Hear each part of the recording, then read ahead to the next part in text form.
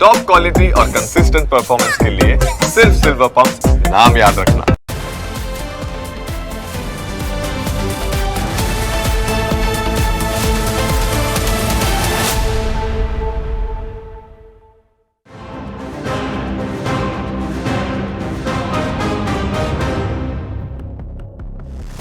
નમસ્કાર, પ્રાઇમ 9 સાથે હું છું જીગર। જો તમે લાખો રૂપિયા ફી ભરીને પોતાના બાળકોને હાઈ પ્રોફાઇલ સ્કૂલમાં મોકલતા હો તો આ સમાચાર ખાસ તમારા માટે છે।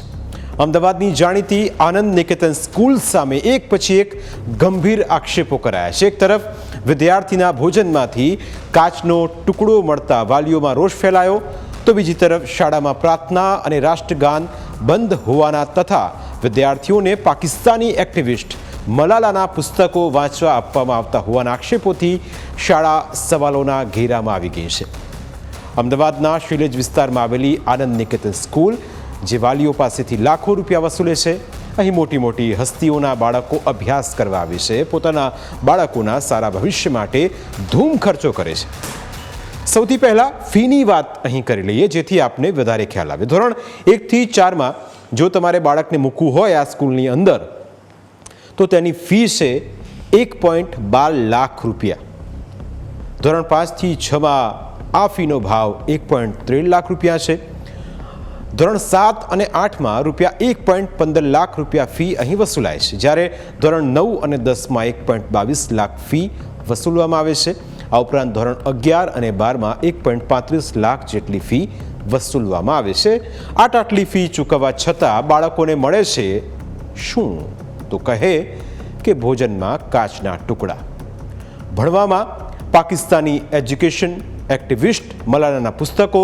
ભારતમાં આવા સંખ્યાબંધ એક્ટિવિસ્ટ છે, પણ તેમના પુસ્તકો અહીં વિદ્યાર્થીઓને નથી અપાતા। તેમના માટે પાકિસ્તાની એક્ટિવિસ્ટ મલાલા આઈડિયલ છે।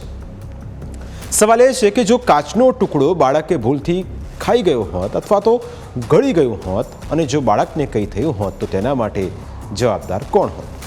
આ સવાલને લઈ જ્યારે સ્કૂલના સંચાલકો પાસે કાચનો ટુકડો માંગવામાં આવ્યો તો વાલીઓ સાથે શાળાએ ઉદ્ધતાઈ ભર્યું વર્તન કર્યું। आपकी रिस्पॉन्सिबिलिटी है कि वो लाना चीज तो कहाँ है चीज? वो चीज कहाँ है? वो चीज कहाँ है जो स्वॉलो कर गया है? मेरे को वो चाहिए। आपसे मिसप्लेस हो गया ना। अरे तो आपकी जवाबदारी थी कि नहीं थी? वो स्टाफ किसका है? किसका है? हाँ, आप कहाँ? उसकी तो हम ले ही तो रहे हैं। आप हो क्या क्या रिस्पॉन्सिबिलिटी ले रहे हो आप? उसकी तो हम ले ही क्या रहे हैं ना। क्या अगर हमारे स्टाफ से मिसप्लेस हो गया वो रिस्पॉन्सिबिलिटी ले रहे हो और बच्चे को कुछ हो गया उसकी रिस्पॉन्सिबिलिटी क्या करोगे? सर आपको बच्चे का हेल्थ उसका क्या करोगे आप अगर बच्चे को कुछ? अरे आवाज नहीं होगी नीचे। करनी सर आप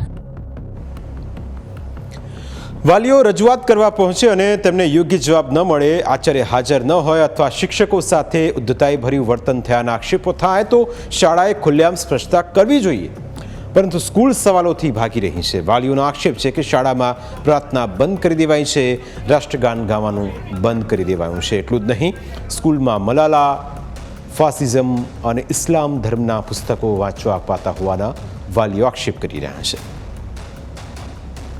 આ સ્કૂલમાં સ્ટડી કરે છે। આ સ્કૂલમાં અત્યારે મેનેજમેન્ટ એટલું ખરાબ ચાલી રહ્યું છે કે અહીંયા કોઈ પ્રિન્સિપાલ નિમવામાં આવ્યા નથી, તથા બીજું આમાં નેશનલ એન્થેમ પણ અત્યારે કરવામાં આવતું નથી, છોકરાઓને પ્રેયર કરાવવામાં આવતી નથી, અને મુસલમાન કે જે મલાલા યુસુફભાઈ છે કે જે અફઘાનિસ્તાનની છે એના વિશે સ્કૂલમાં ભણાવવામાં આવે છે અને એ મહાન છે એવું દર્શાવવામાં આવે છે। ત્યારે આપણા હિન્દુ વિશે આ લોકોને છોકરાઓને કોઈ નોલેજ આપવામાં આવતું નથી કે આપણે પ્રેયર નથી થતી અને નેશનલ એન્થેમ પણ બંધ કરી દેવામાં આવ્યું છે। શાળામાં મામલો એટલો ઉગ્ર બન્યો કે તેને શાંત કરવા માટે શાળામાં પોલીસ બોલાવવી પડી। બીજી તરફ આ મામલે હિન્દુ સંગઠન વીએચપી પણ મેદાને આવ્યું। વીએચપીએ રાષ્ટ્રવિરોધી પ્રવૃત્તિ ચાલતી હોવાના આક્ષેપ સાથે શાળામાં ઉગ્ર વિરોધ નોંધાવ્યો, પરંતુ આ વિરોધ સમયે સ્કૂલના જવાબદાર સત્તાધીશો સ્કૂલમાંથી ગાયબ થઈ ગયા હતા।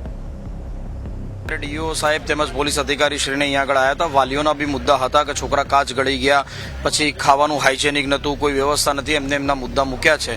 અહીંયાથી બાંયધરી મેનેજમેન્ટ તરફથી એવી મળવામાં આવી છે એમને કે ભાઈ આગળ જે કોઈ બી વ્યક્તિ આની અંદર હાજર હતું એની ઉપર કડકમાં કડક કાર્યવાહી કરવામાં આવશે। તેમજ અમે અમારા મુદ્દા રજૂ કર્યા હતા। જે લોકોએ અહીંયા આગળ પ્રેયર કરી હતી, બંધ કરી દીધી છે। અહીંયા આગળ પહેલાં રેગ્યુલર પ્રેયર થતી હતી, નેશનલ એન્થમ થતી હતી, જે ટોટલી બંધ કર્યું છે। ત્યારે અમને જાણવા મળ્યું વાલીઓ જોડેથી, સ્ટુડન્ટ જોડેથી હતી કે અહીંયા અમુક વિધર્મી ટીચરોને લેવામાં આવ્યા છે કે જે લોકોએ આ બંધ કરાવ્યું હતું. તે કોઈ બી આ પ્રેયર રોકી છે, નેશનલ એન્થમ રોકી છે, અને આ યુનુસ અમે તો હલાલા જ કહીએ છીએ એને, કારણ કે ભારત વિરોધી એ મલાલા ઉપર જે બુક વેચી છે એની ઉપર કડકમાં કડક કાર્યવાહી કરવામાં આવે અને તાત્કાલિક ધોરણે આ સ્કૂલમાંથી છૂટા કરવામાં આવે અને ભવિષ્યમાં આવો કોઈ બનાવ ના બને. જો વાલીઓએ લગાવેલા આક્ષેપ સાચા હોય તો સવાલ એ ઉઠી રહ્યો છે કે આનંદ નિકેતન સ્કૂલને પ્રાર્થનાથી શું વાંધો છે? કેમ હિન્દુના બદલે ઇસ્લામ ધર્મના પુસ્તકો વાંચવા અપાય છે? શાળાને મલાલા અને ફાસિઝમના પુસ્તકોમાં કેમ વધારે રસ છે? રાષ્ટ્રગાનથી આનંદ નિકેતન સ્કૂલને શું વાંધો છે? શું સ્કૂલમાં રાષ્ટ્ર વિરોધી એજન્ડા ચલાવવામાં આવે છે? આ તમામ સવાલો ઉઠી રહ્યા છે. આ તમામ સવાલો વચ્ચે અમદાવાદના શિક્ષણ અધિકારી એક્શનમાં આવ્યા. તેમનું કહેવું છે કે મલાલાના પુસ્તકો માત્ર વાંચવા આપવામાં આવેલા છે તેવું શાળાનું કહેવું છે, પરંતુ જો ખોટા આશયથી એ પુસ્તકો આપવામાં આવ્યા હશે તો કડક પગલાં ભરવામાં આવશે. તેમનું કહેવું છે કે મુસ્લિમ ધર્મના શિક્ષકોનું નામ વેબસાઇટ પર શાળા દેખાડતી નથી. જો આ બાબત સાચી હશે તો તે બાબતે પણ કડક પગલાં ભરવામાં આવશે. એટલું જ નહીં, મલાલાનું પુસ્તક ખરીદવા માટે દબાણ કરવામાં આવે છે કે કેમ તેની પણ તપાસ કરવામાં આવશે. એચપી દ્વારા એક આ સ્કૂલ સામેની ફરિયાદ દાખલ કરી અમને જણાવ્યું છે કે આ શાળામાં 1 મહિનાથી કોઈ પણ પ્રકારની પ્રેયર કરાવવામાં આવતી ન હતી અને સાથે સાથે કોઈ એક ધાર્મિક પુસ્તક કહી શકાય કોઈ વ્યક્તિનું છે જે બાબતે વિદ્યાર્થીઓને વાંચવા આપી તેના ઉપર જે છે એ કાર્યવાહી કરવામાં આવતી હોય અથવા તો એક જ પુસ્તક ઉપર વાંચન કરવા બાબતની જે છે વાત કરવામાં આવે તેવું સ્કૂલ તરફથી સૂચનાઓ આપેલી છે તેવું VHPના માધ્યમથી કહેલું. તેની પણ તપાસ કરાવી. જો વિદ્યાર્થીના ઘડતર માટે જો આ બાબતનો ઉપયોગ કરેલો હોય અને જો ક્રમાનુસાર અલગ અલગ પુસ્તકો આપતા હોય તો એ પુસ્તક આપી શકાય, પરંતુ જેમાં કોઈ ધર્મના સ્પેશિયલી વાત કરેલી હોય અને કોઈ બીજા ધર્મની લાગણી દુભાય એવું હોય તો એ બિલકુલ ન ચાલી શકે. તો એ બાબતે પણ શાળાને તાકીદ આપી અને સૂચના આપવામાં આવેલી છે. તો બીજી તરફ શિક્ષણાધિકારીએ શાળામાં કેન્ટીન સંભાળતા વ્યક્તિને સસ્પેન્ડ કરવાનો આદેશ કર્યો છે. સાથે સંચાલકને આચાર્ય અથવા જવાબદાર વ્યક્તિ સામે પોલીસ કાર્યવાહી કરવા પણ સૂચના આપવામાં આવી છે. એટલું જ નહીં, FSSAIનું લાયસન્સ હોય તો તે રજૂ કરવા આદેશ કર્યો છે અને જો લાયસન્સ ન હોય તો જ્યાં સુધી મંજૂરી ન મળે ત્યાં સુધી કેન્ટીન બંધ કરવાના આદેશ આપવામાં આવ્યા છે. શિક્ષણ નિરીક્ષક દ્વારા સ્થળ ઉપર મુલાકાત લઈ ટીમ સાથે અને પ્રાથમિક અહેવાલ સુપ્રત કર્યો છે. તેમાં સ્પષ્ટપણે આ બાબત જે છે એની ખરાઈ સાબિત થઈ છે. એટલે કે કાચનો ટુકડો જે છે એ જોવા મળ્યો હતો, જેને ધ્યાને લઈ તાત્કાલિક અસરથી શાળાના મેનેજમેન્ટને મેં સોકોસ નોટિસ આપી અને ખુલાસો માગ્યો છે. અને સાથે સાથે જે જવાબદારો છે પ્રિન્સિપાલથી લઈને જે કોઈ રસોડા વિભાગમાં સુપરવિઝનનું કામ કરતા હોય, એમની જો એજન્સી કામ કરતી હોય તેની તમામ વિગતો પણ મંગાવી છે. સાથે સાથે એમની સામે તાત્કાલિક કાર્યવાહી કરવા માટે સૂચના આપી છે. વાલીઓનું કહેવું છે કે શાળા સામે આકરી કાર્યવાહી થવી જોઈએ, કારણ કે જે શાળામાં પ્રાર્થના ન થતી હોય, જ્યાં હિન્દુ ધર્મની વાત ન થતી હોય, દેશપ્રેમના ગીતો ન ગવાતા હોય, તે બાળકો શું શીખશે? શું તેઓ મલાલા અને ઇસ્લામિક પુસ્તકોના અભ્યાસ માટે બાળકોને શાળાઓ મોકલે છે? જો આવા પુસ્તકો અભ્યાસક્રમમાં જ ન હોય તો શાળાએ વિદ્યાર્થીઓને વાંચવા માટે કેમ આપ્યા? આ તમામ બાબતે શાળા યોગ્ય ખુલાસો કરે તે જરૂરી છે. પ્રાઇમ 9માં સમય થયો છે બ્રેકનો. બ્રેક બાદ અન્ય મુદ્દા વિશે વાત.